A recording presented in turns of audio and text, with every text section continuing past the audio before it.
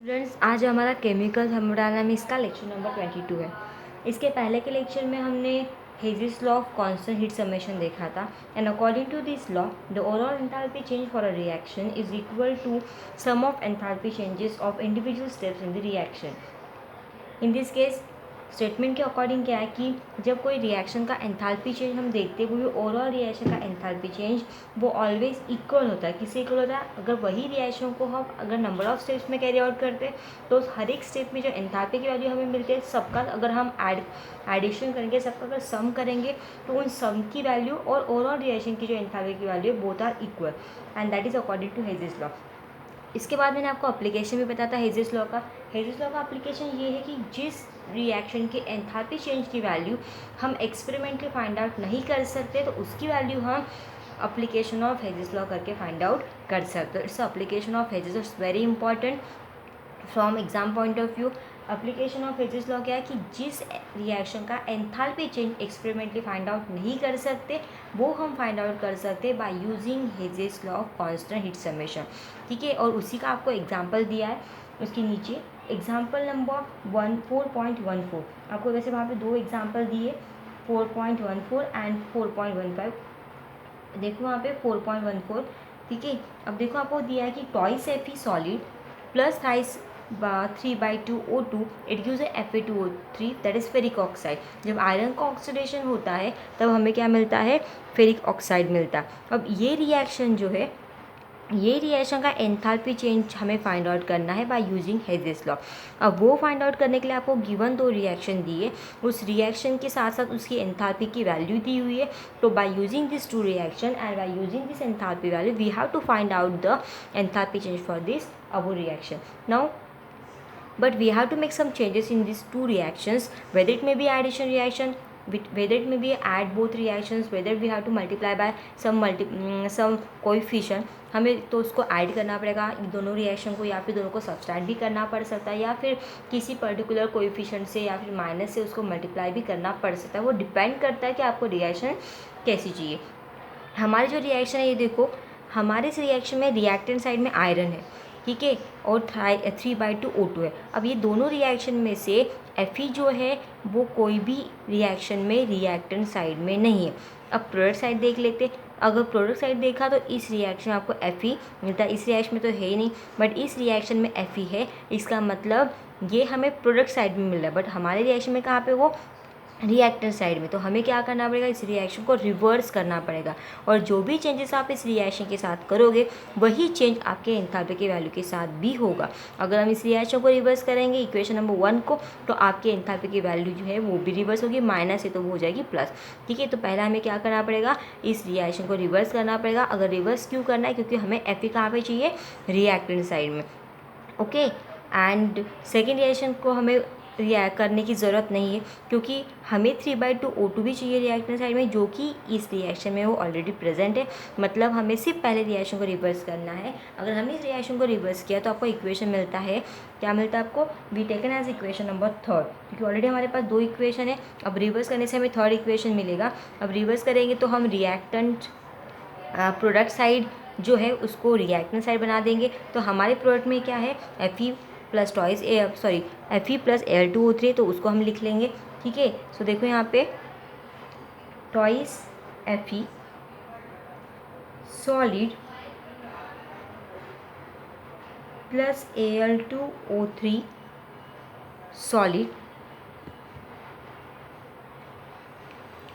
Plus Al2O3 solid. ठीक है, and what it gives? अब हम लिखेंगे रिएक्टेंट साइड को प्रोडक्ट साइड में, twice Al solid plus Fe2O3 solid. Okay, तो ये होगी हमारी रिएक्शन। हमने इस रिएक्शन को रिवर्स कर लिया। तो यहाँ पे आपको एक्चुअली लिखना था सॉल्यूशन में कि रिवर्स इक्वेशन नंबर 1। हमने इक्वेशन नंबर 1 को रिवर्स कर दिया। अब उसके एंथैल्पी की वैल्यू रिवर्स होगी, इन द सेंस अगर वो माइनस है तो प्लस होगी, अगर प्लस है तो वो माइनस होगी। अब यहाँ पे इसकी वैल्यू माइनस है तो obviously it convert into positive 847.6 kilo joule. Okay, अब हमने इक्वेशन नंबर फर्स्ट को रिवर्स कर दिया, we get new equation, equation number third. Now we add equation number 2, हमें इक्वेशन नंबर 2 को इसमें ऐड करना है, जिससे क्या होगा Fe और 3/2O2 एक रिएक्शन में आ जाएगी, जो कि हमें चाहिए। ठीक है, क्योंकि इन दोनों का एडिशन करा तो ये एक रिएक्शन में, ये एक रिएक्शन में, तो हमें दोनों को ऐड करना पड़ेगा। तो इसके लिए हम इक्वेशन नंबर 3 और इक्वेशन नंबर 2 इन दोनों को ऐड करेंगे।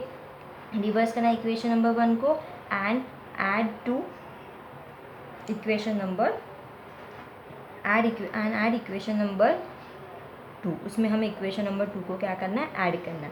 अब इक्वेशन नंबर 2 को हम यहाँ पे ऐड कर देंगे, twice Al solid plus 3/2O2 gaseous, it gives a Al2O3 solid, and enthalpy change of this reaction is how much? It is -1670 kilojoules, जैसा का वैसा, क्योंकि हमने इसमें कुछ भी चेंज नहीं किया, हम सिंपली ऐड कर रहे हैं।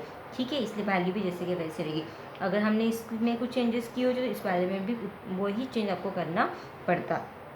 ठीक है, अब यहाँ पे और ये चीज़ हमेशा ध्यान रखना कि आप जो भी चेंजेस रिएक्शन के साथ करोगे वही चेंज आपको इस एंथैल्पी ऑफ रिएक्शन के साथ भी करना ही पड़ेगा। आप किसी से मल्टीप्लाई करो उसको रिएक्शन को, या फिर किसी से डिवाइड करो, तो आपको एंथैल्पी के वैल्यू को भी मल्टीप्लाई और डिवाइड करना ही पड़ेगा। नाउ हम इस इक्वेशन को ऐड करेंगे। अब इन दोनों इक्वेशन को ऐड करना मतलब इनके एंथैल्पी की वैल्यू को भी ऐड करना ही होगा।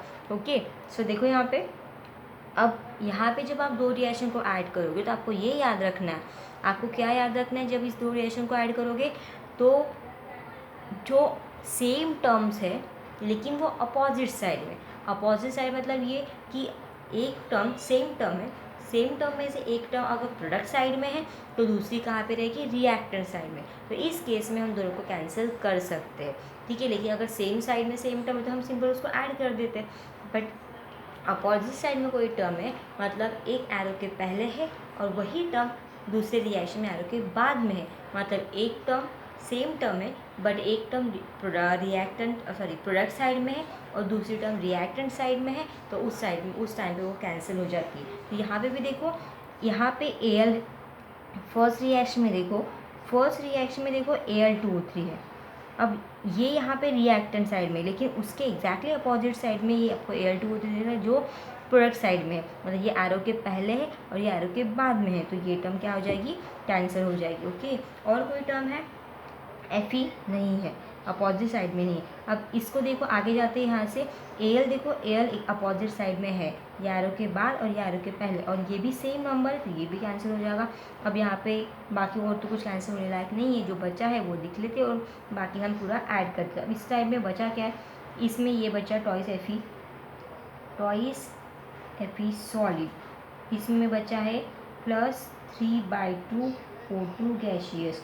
Okay, and what do we get here, इस साइड में ये दो टर्म कैंसिल हो गए, बचा सिर्फ Fe2O3, यहाँ पे मिलेगा Fe2O3 सॉलिड। एंड नाउ हम इन दोनों को भी ऐड कर देंगे, क्योंकि हमने इस दो इक्वेशन को ऐड किया, मतलब एंथैल्पी की वैल्यू को भी ऐड करना पड़ेगा।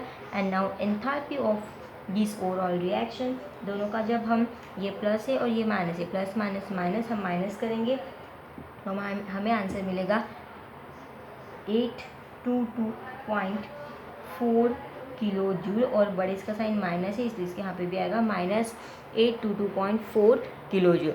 और ये रिएक्शन जो हमें ये रिएक्शन मिली है, ये रिएक्शन और हमें जो रिएक्शन चाहिए थी वो रिएक्शन सेम है।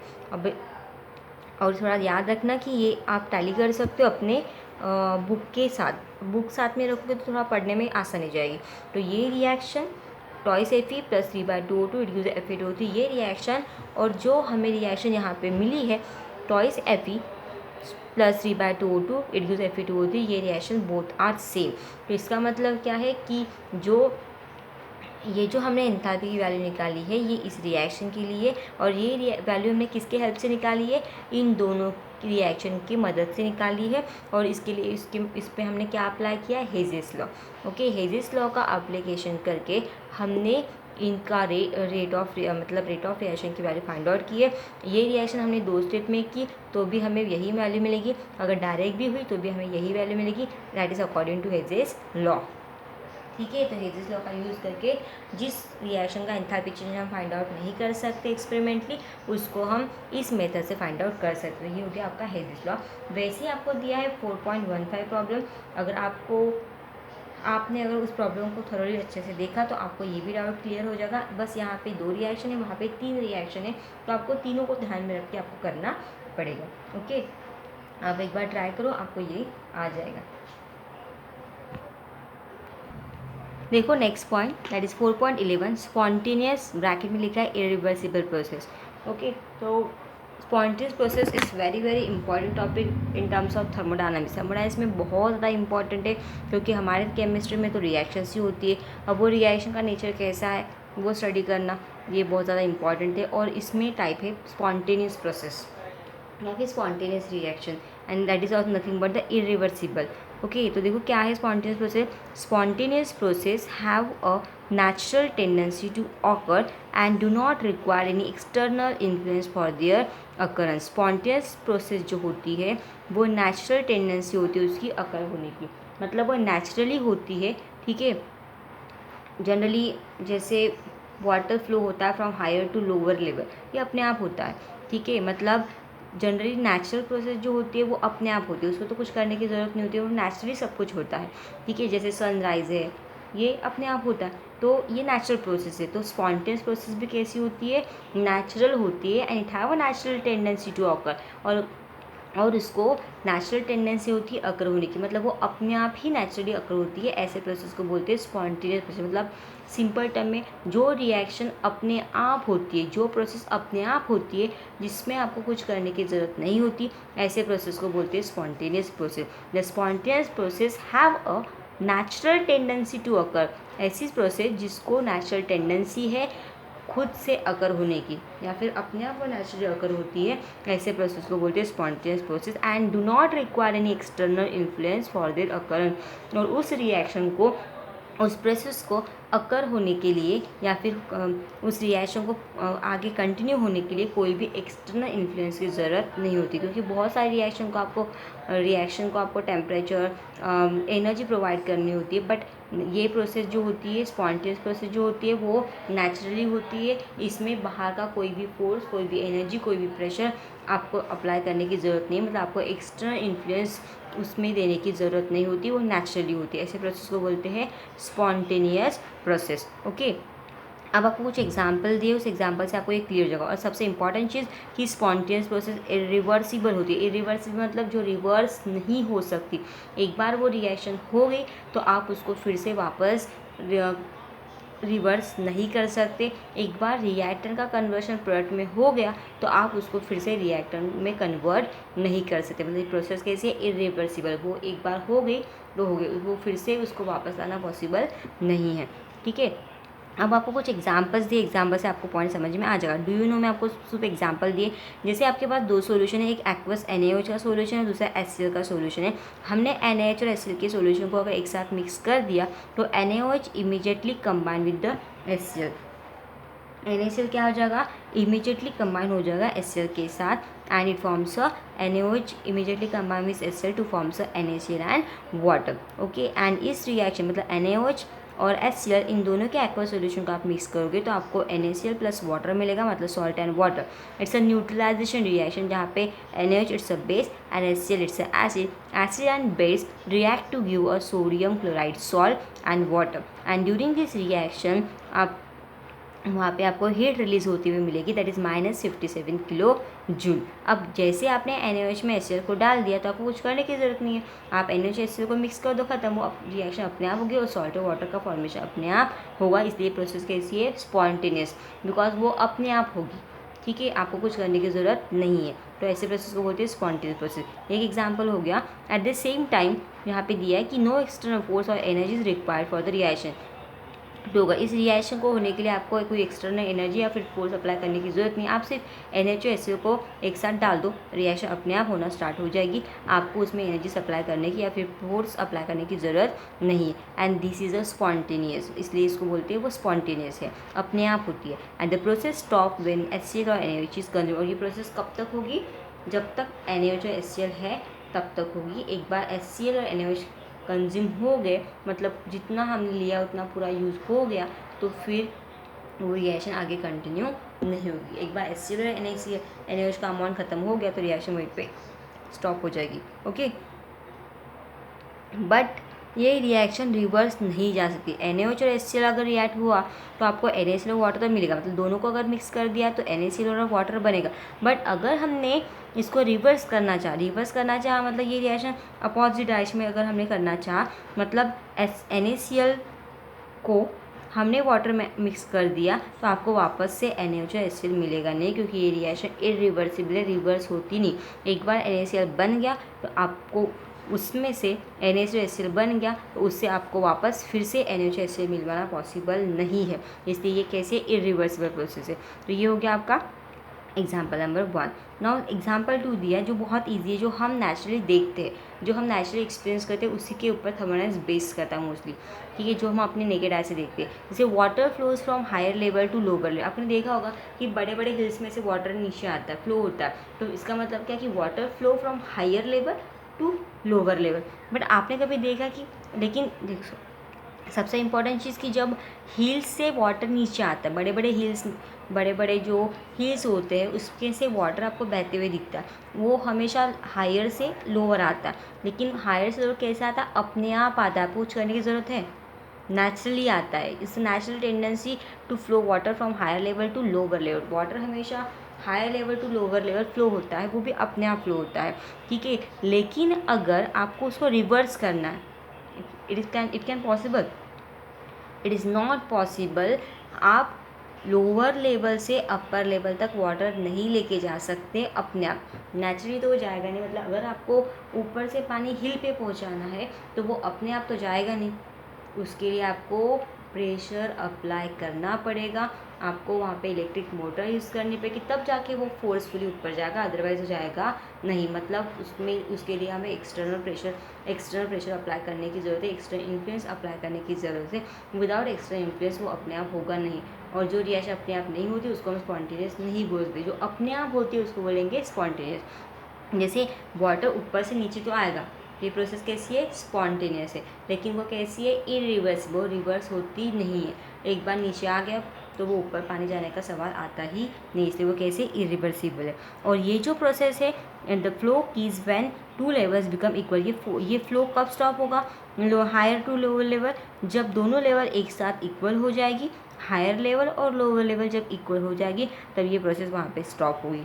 और व्हेन इक्विलिब्रियम इज रीच, या फिर जब उस रिएक्शन में इक्विलिब्रियम अटेन हो जाएगा तब वो प्रोसेस वहीं पे स्टॉप हो जाएगी। दूसरा एग्जांपल देखो, ice melt spontaneously above 0 degree centigrade. ये तो आपको पता ही है कि आइस जनरली कब बनता है? 0 डिग्री सेंटीग्रेड पे बनता है। और जैसे ही टेम्परेचर 0 डिग्री सेंटीग्रेड से बढ़ते जाता है, या फिर 0 से वो टेम्परेचर जैसे ही राइज होना स्टार्ट होता है, वैसे ही आइस का मेल्टिंग भी अपने आप स्टार्ट होता है। मतलब अबोव 0 डिग्री सेंटीग्रेड आइस अपने आप मेल्ट होता है, आप कुछ करने की ज़रूरत है नहीं।